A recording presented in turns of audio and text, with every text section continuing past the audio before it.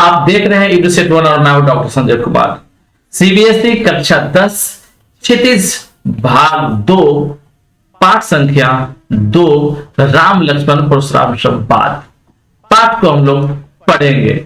बच्चों, रामचरितमानस जो गोस्वामी तुलसीदास द्वारा लिखी गई है, इसी से यह प्रसंग लिया गया है। प्रसंग है कि जब भगवान राम और लक्ष्मण अपने गुरुदेव विश्वामित्र के साथ जनकपुर पहुंचते हैं, जो वर्तमान में नेपाल में पड़ता है। जनकपुर धाम में पहुंचते हैं। संसार भर के जितने भी आमंत्रित राजा महाराजा थे, वो सब धनुष को तोड़ने का कोशिश करते हैं। वो धनुष चूंकि शिव जी द्वारा दिया गया था, वो प्रतापी धनुष था, ईश्वरीय धनुष था। किसी राजाओं से टूटना तो बहुत दूर की बात है, हिला तक नहीं।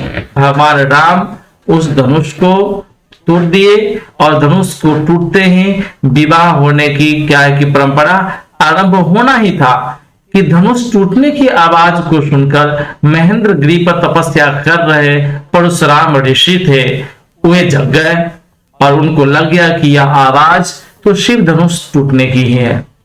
बच्चों, यह प्रसंग आपको जानना अत्यंत आवश्यक है कि यह धनुष शंकर भगवान ने परशुराम को रखने के लिए दिया था, और परशुराम जब तपस्या करने चले गए तो ये धनुष को उन्होंने राजा जनक के पास दे दिए। राजा जनक उनके शिष्य थे, उन पर विश्वास था कि ये संभाल के रखेंगे, तो धनुष दे दिए थे इनको संभालने के लिए, संभाल कर रखिए।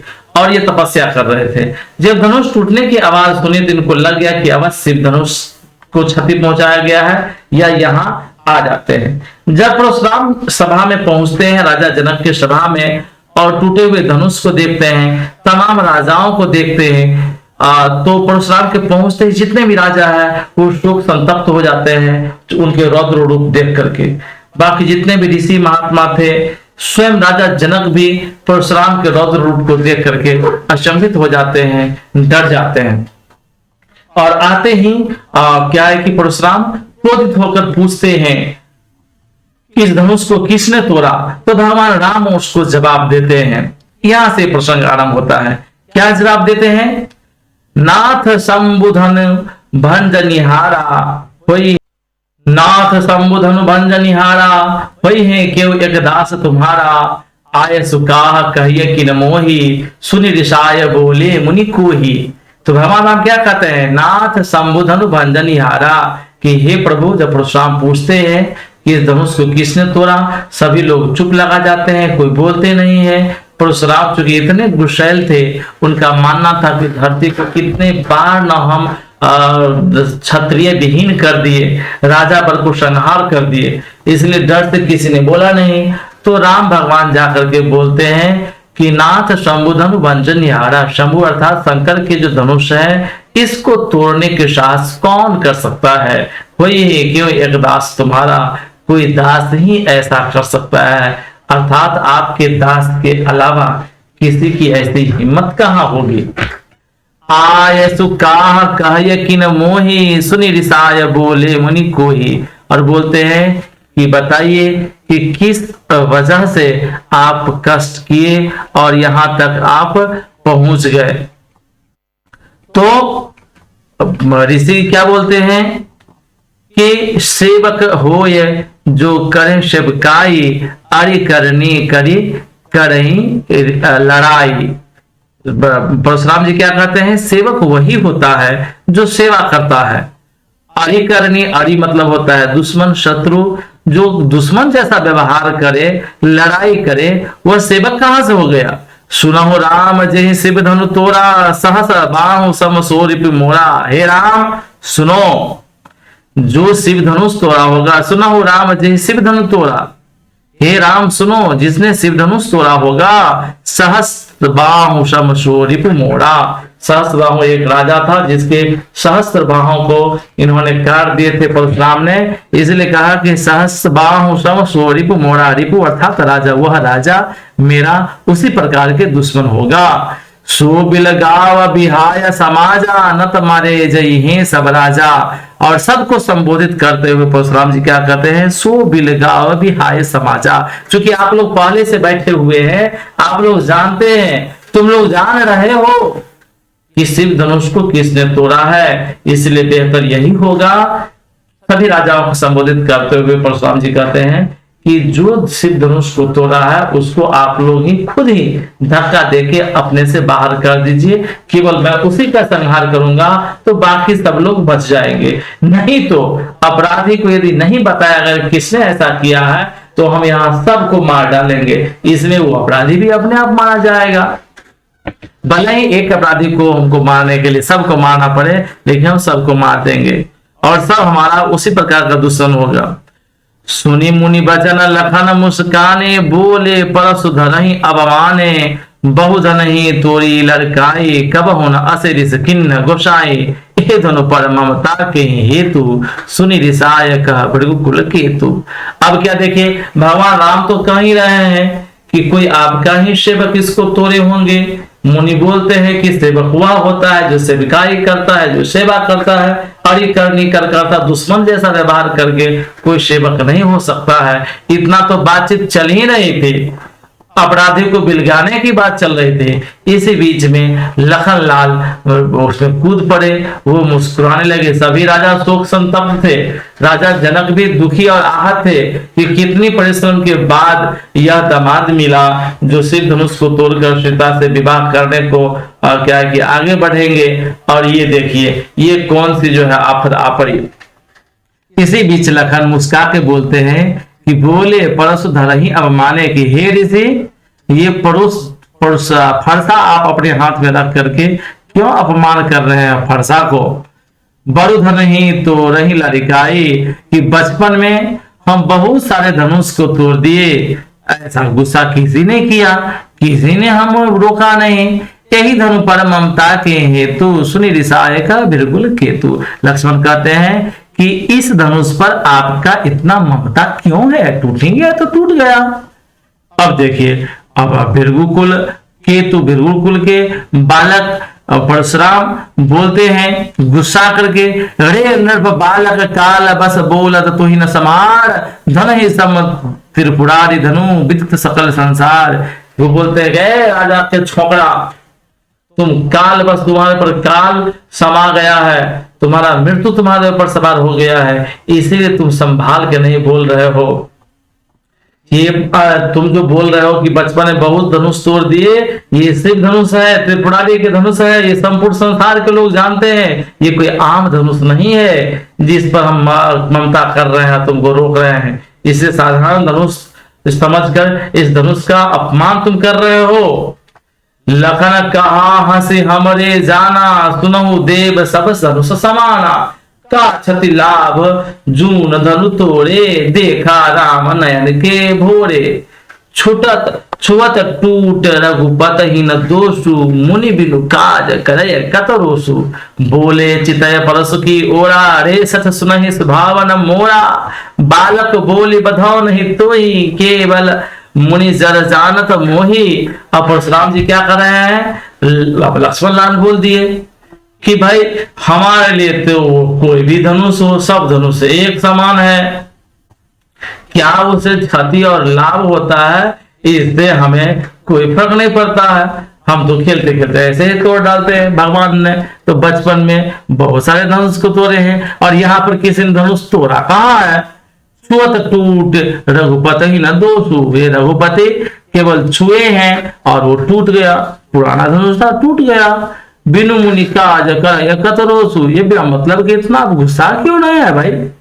बोले चितय परसु की ओरा, परशुराम क्या किए, फरसे की ओर देखते हुए गुस्सा कर बोले कि रे सठ सुनहि सुभावन मोरा, रे सठ अर्थात मूर्ख बच्र मूर्ख, तुमको कुछ समझ में नहीं आता है, तू मेरा स्वभाव नहीं जानता है कि मैं कितना गुस्सैल हूँ। बालक बोले बधाए नहीं तोई, तुमको बच्चा समझ के तुम्हारा वध नहीं करते हैं। केवल मुनि जन जान ही मोही, केवल इस समाज जो मुनि जन बैठे हुए हैं वही मुझे समझ रहा है कि मैं कौन हूँ, कितना गुस्सैल हूँ। बाल ब्रह्मचारी अति कुही, विश्व विदित क्षत्रिय कुल दोही, हम बाल ब्रह्मचारी हैं, सब हमको जानता है, एकदम क्रोधी व्यक्ति हैं हम, विश्व विदित क्षत्रिय कुल द्रोही, संसार भर के लोग जानते हैं मुझे कि मैं क्षत्रिय कुल का द्रोही हूँ, क्षत्रिय कुल का नाश करने वाला हूँ। भुज बल भूमि भूप बिनु किन्नी, विपुल बार महन मही देवन दिन्हे, कि हम विपुल बार अर्थात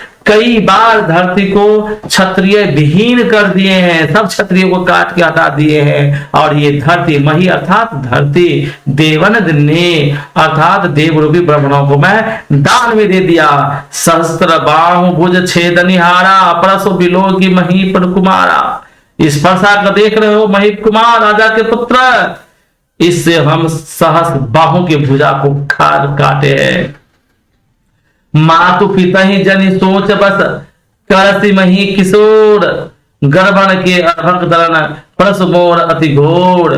कि देखो बालक, अरे राजा के बालक, राजा के छोकरे, तू अपने माता पिता को सोच के बस न कर, मेरा फरसा बड़ा भयानक है, यह गर्भों के बच्चों का भी नाश करने वाला है। अर्थात मेरा जो फरसा चलता है और उसका जो गर्जना निकलती है, उससे माता के गर्भ में पल रहे बच्चे भी गर्भ से बाहर निकल जाते हैं डर से। इतना खूंखार है मेरा ये फरसा। बिहासी लखन बोले मृदुबाने, अब लखन जी तो मानने वाले थे नहीं, इसके आगे भी ऋषि की गुस्सा को और बढ़ाते हुए बोलते हैं हंसते हुए। बिहसी लखन बोले मृदुबाने, अहो मुनीश महाभट ज्ञाने, पुनि पुनि मोहि देखाव कुठारू, चहत उड़ावन फूकी पहाड़ू। अब देखिए लखनलाल और जो है घी में आग में घी डालने का काम कर रहे हैं। क्या बोल रहे हैं? बिहसी लखन बोले मृदुबान, अहे अहो मुनीश महाभट माने, ओ महाभट अर्थात अपनी प्रशंसा खुद करने वाले, पुनि पुनि मोह देखा व कुठारू, बार बार हमको ये फरसा क्यों दिखा रहे हैं? चाहत उड़ावन फूकी पहाड़ू, क्या आप फूंक कर पहाड़ को उड़ाना चाहते हैं? यहाँ कुम्हरा बतिया को नाही, जे तरजनी देखी मरी जाही, देखी कुठारू सरासन बाना, मैं कछु कहा सहित अभिमाना, भृगु सुत समझ जने व बिलो की, जो कछु कहा सुनो सहो रिस को रुकी, सुर महिसुर हरिजन अरुगाई, हमरे कुल इन पर न सुराई, बधे पाप अपकीर्ति हारे, मारतहूँ पा पड़े तुम्हारे, कोटि कुलिस सम वचन तुम्हारा, व्यर्थ धरो दोनों बाण कुठारा। अब देखिए लखनलाल क्या किए, आग में घी डालते हुए क्या कह रहे हैं कि आप बार बार हमको ये फरसा क्यों दिखा रहे हैं? ऐसा लग रहा है जैसे फूंक मार के पहाड़ को उड़ाना आप चाहते हैं। सुनिए, यहाँ बार बार हमें फरसा मत दिखाइए। यहाँ कोई कुम्हर की अर्थात जो कंदमूल सब्जियां होती है उसकी बतिया नहीं है कि उंगली दिखाने से सड़ जाएगा। जे तर्जनी देखी मर जाए, देखी कुठारो सरासन बाना। आप ये धान का आपके जो है ना ये कठोर हाथ में जो कुठार देख रहे हैं और सरासन बाण देख रहे हैं, इससे तो हमें संशय ही लगता है। फिर लखनलाल बताते हैं कि मैंने कुछ अभिमान सहित कहा था, क्योंकि धनुष बाण आप धारण किए हुए थे, भृगुवंशी समझकर और यह वो पवित्र देखकर तो जो कुछ आप कहते हैं उसे मैं क्रोध को रोककर सह लेता हूँ। देवता, ब्राह्मण, भगवान के भक्त और गो, इन पर हमारे कुल में वीरता नहीं दिखाई जाती। हे ऋषि, आप यदि यह कह रहे हैं कि हम बच्चे पर हथियार नहीं उठाते हैं तो सुनिए, मेरी भी मर्यादा है। हम देवता, ब्राह्मण और देवता के भक्त, गौ पर और महिला पर हम भी हथियार नहीं उठाते हैं। इसीलिए हम भी आपको छोड़ दिए हैं, क्योंकि इन्हें मारने से पाप लगता है और इनसे हार जाने पर अपकीर्ति होती है। अब देखिए दोनों तरफ की बात कर दी है कि ये जो चार है, इस चार से युद्ध नहीं किया जाता। क्यों? क्योंकि इन पर यदि हम दंड देंगे, इनको हम पराजित करेंगे तो पाप होता है, और इनसे यदि हार जाते हैं तो अपकीर्ति होती है। हम इन दोनों चीजों से बचना चाहते हैं।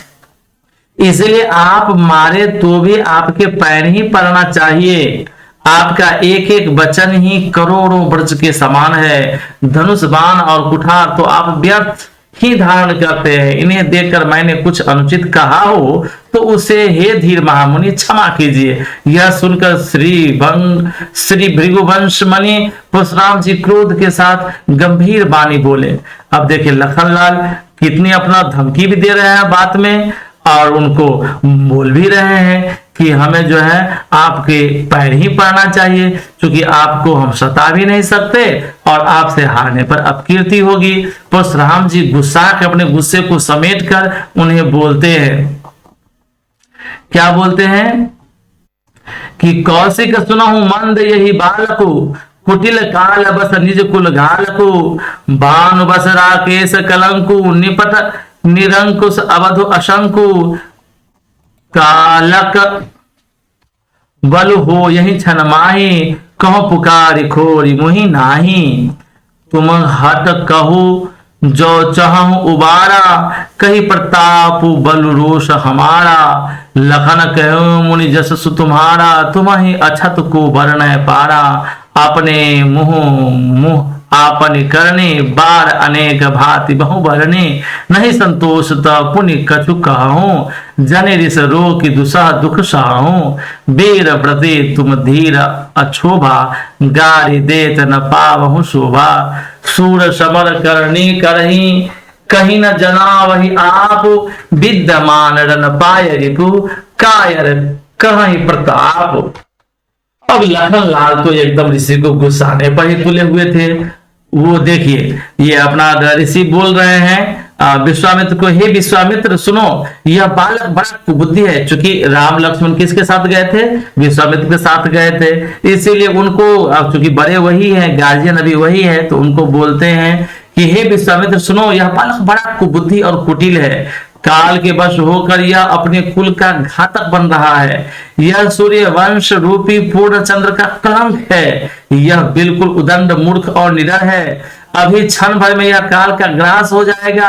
मैं पुकार कर कह देता हूं कि फिर मुझे दोष नहीं देना, यदि तुम इसे बचाना चाहते हो तो हमारा प्रताप बल और क्रोध बताकर इसे मना कर दो।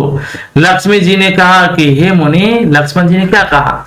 तो अब देखिए, तो ये तो विश्वामित्र जी को कह रहे थे, इसको समझाइए। विश्वामित्र अंदर ही अंदर मुस्कुरा रहे थे कि भाई लीजिए, आज आपको भगवान विष्णु से ही और शेष नाग से ही दर्शन हो गया, अब संभलते रहिए। आपका सुयश, अब लक्ष्मण जी कहते हैं कि हे मुनि, आपका सुयश आपके रहते दूसरा कौन वर्णन कर सकता है? आपने अपने ही मुंह से अपनी करनी को अनेक बार बहुत प्रकार से वर्णन किए है, इतने पर भी संतोष न हुआ हो तो फिर कुछ कह डालिए। अब देखिए, अब लक्ष्मण लाल क्या कह रहे हैं ऋषि को, परशुराम जी को, कि भाई अपनी बड़ाई आप तो खुद बढ़िया से कर लेते हैं, तो दूसरा आदमी आपकी बड़ाई क्या करेंगे? अपनी मुंह से आप अनेक बार अपना बड़ाई कर चुके हैं, एक बार और कर डालिए यदि मन नहीं भरा हो तो।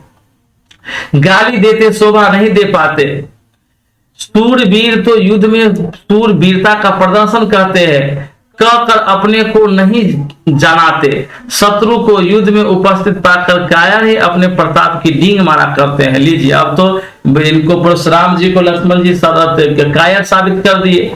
बोले कि भाई जो क्षत्रिय होता है, जो बहादुर होता है, जो युद्ध में अपने हथियारों के बल बोलता है, हथियार उनका बोलता है, खुद से बड़ाई नहीं करते, कायर व्यक्ति ही अपनी प्रशंसा करते हैं, शत्रु को डराना चाहते हैं। इसीलिए आप ये वीरता पूर्वक कुछ काम कीजिए, आप इतना अपने मुंह से अपना मियां मुंह बिट्ठू मत बनिए।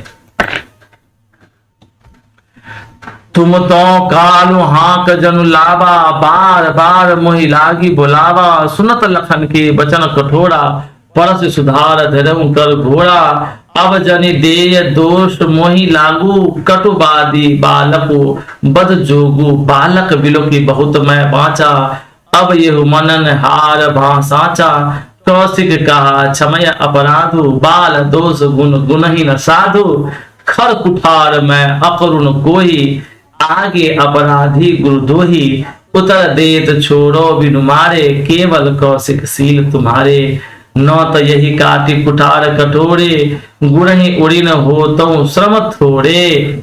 तो इस प्रकार से लक्ष्मण बार बार गुस्सा देते हैं ऋषि को, और ऋषि अब क्या है कि आपको फिर से विश्वामित्र को